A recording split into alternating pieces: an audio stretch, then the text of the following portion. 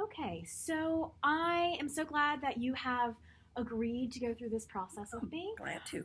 So our first step is to get a clear picture of the current reality in your classroom. Okay. And there are a couple of ways to do this. We can do it through observation or video. We can also gather some student data. But if you're comfortable, I would love to be able to videotape your room to be able to see where your kids are currently Okay. and set a goal for what you would like to do moving forward with technology. Okay, that sounds great. Does that work for you? Yeah, that works. Okay, so there has been a lot of data about video being the easiest and the most powerful strategy because you will be able to not only look at your kids, but also look at what you're doing and what your fellow co-teacher is doing True. to see where you guys stand in your lessons. Okay, that sounds good. Okay, so we're going to talk a little bit about setting goals. Okay. And Jim Knight, who writes this instructional coaching book and whose model we will be using, who Lovett also uses, has this acronym called PEERS. So PEERS stands for the goal being powerful, it being easy, so it's simply stated, but he says that powerful goals are easier to implement. So we want the easy and the powerful, and then emotionally compelling. So if you're not emotionally compelled to do something, then you're not going to want to fulfill the goal. Right. Right? I sort of think about like a New Year's resolution. And then reachable, one that builds hope. So one that you think is attainable for you. So that being said, effective goals are student focused and will and we're looking at, will the change make a difference for the students? So on a scale of 1 to 10, after watching your video, with 1 being the worst you've taught and 10 being the best, how would you rank that lesson? I'd say that was about an 8. Okay. I thought it was about an 8. And why did you think that would have been an 8? I think if I had more, this was kind of last minute. It's something I would have had more prep time. I would have gone into a little bit more detail about why this program is so much beneficial, how much more fun it is, what the kids are going to learn as opposed to just where the states are, because it does more than just tell you where the states are. So that was my opening statement, and I thought, there was more to that than it actually. Right. Yeah, there's actually facts and, nicknames, and it's not only placement of, so I thought about an 8.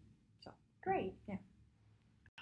So the second question is, what pleased you about the lesson?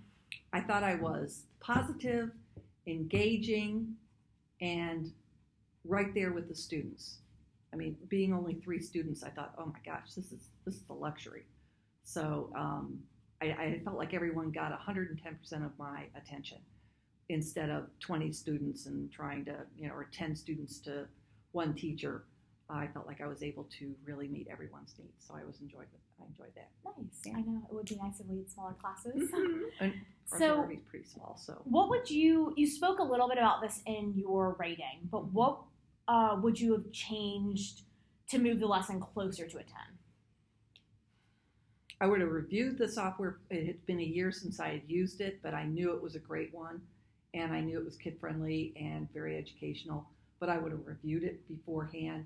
I would have just give myself a little bit more of a quick review, just a mental overview. I thought I did pretty good, but I thought I could have done more.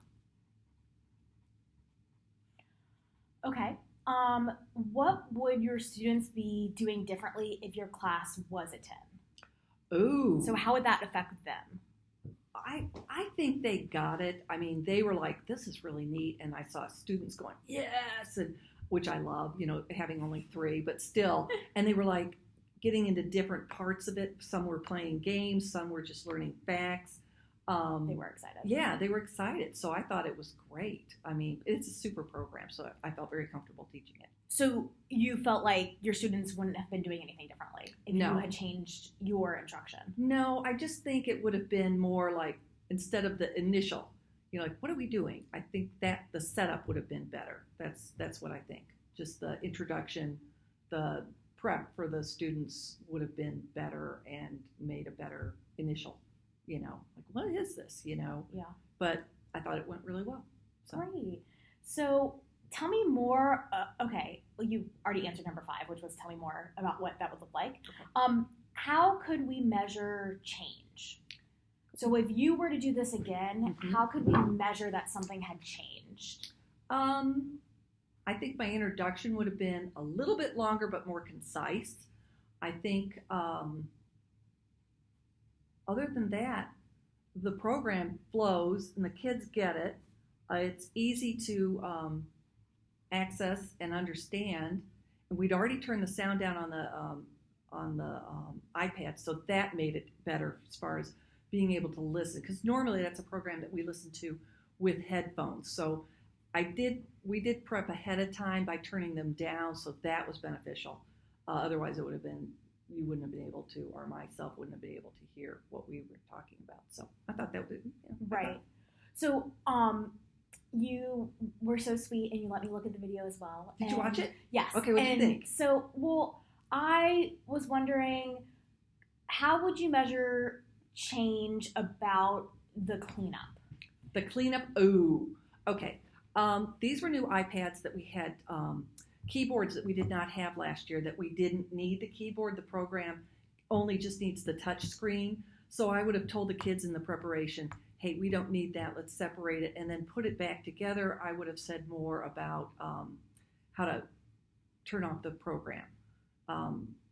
But really, in reality, it was okay. It just wasn't my cleanup that I normally, we have a routine in my classroom, and these were new students, and we didn't really have a routine that we've established for the classroom, so that was different. So if we're trying to measure change, how could we figure out what a goal for you in technology could be? Reviewing for me in technology for anything is so much better. I like to play with things ahead of time. I feel more comfortable because I was comfortable with this program. I felt I could do this. But normally, I can navigate through most things, but there are some things where I need some help. So it just is catch as catch can. I can't decide, I just review for me, just to walk through it and to close it down is very good. So opening, closing, and glitches. Okay, so I'm hearing if you were to create a new goal, it might be something around the intro to the lesson or the ending of the lesson. Right, both could have been better. Both could have moved smoother, although I thought my intro was pretty good. I just thought it could have been richer, more detailed, more enticing, and my closing, just the routine was not there that I'm used to in my classroom. Right. So what teaching strategy do you think, you've sort of talked about this a little bit too, but what teaching strategy could you use to hit your goal? To understand how you could change the intro to your lesson or the conclusion to your lesson. It's just prepping. It's just being aware of what's going on and seeing the material and feeling more comfortable, more efficient with it, especially since it's a different iPad this year with the keyboard and all that, and realizing it's just prep. It's just prep. Right. Just being aware of what the material is. And being on top of it. Yes. Speaking of that, one of the iPads was missing the application that you need to use. So just understanding the prep beforehand. Right. So that wouldn't have happened. And thank you for going to grab another one for Veer because, it wasn't there. So I appreciate that because normally that would have been all approved ahead of time. They're on all 3 machines. Right. So things like that. So it was nice that he didn't have to get out of his seat and get unfocused and all that. You brought him another one. Thank you very much. But normally the kids, we have already set those things up. So right. It was kind of so nice. What do you foresee your next steps to be for working towards your technology goal? What are my next steps? Just writing out a lesson plan and seeing what I need to spending time with the machines. That would really be just a couple of days ahead or a day ahead I don't like to do things that day. I like to have them prepped, so at least a week, if not, as you do your plans. So Right, lesson plan exactly. would really help. Well, do you have any questions for me? No, I think this is great. And no, do you have any questions for me? No, that's Okay. it. Well, thank you. I'm really excited to be working with you. Well, and thank you. I appreciate I'm so glad that you're open to the idea of videotaping. No problem. And down the road we might look at some observations of me coming in, or Okay. interviewing students, Okay. or surveying them. So there's lots of different ways that we can get some of that feedback. That'd be great. I look forward to working with you Well, in the thank you. future. Appreciate it.